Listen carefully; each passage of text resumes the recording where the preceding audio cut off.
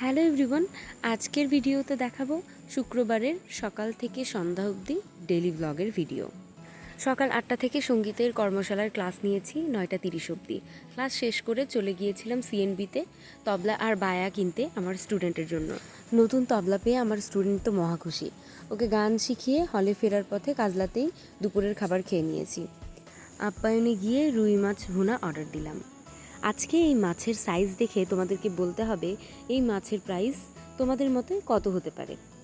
আমার কাছে দামটা মোটামুটি রিজনেবলই মনে হয়। এটাই যদি আমার কুষ্টিয়া হতো তাহলে দামটা এর ডবল হতো।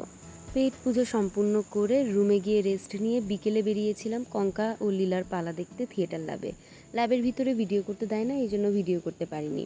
পালা দেখে মনটা খুশি হয়ে গিয়েছিল। বেরিয়ে ফুচকা খেলাম, ফ্রেঞ্চ ফ্রাই খেলাম আর পাস্তাও খেয়েছিলাম, ওটার ভিডিও করতে ভুলে গিয়েছি। এত কিছু খেয়ে রাত্রে আর আমার ভাত খেতে হয়নি।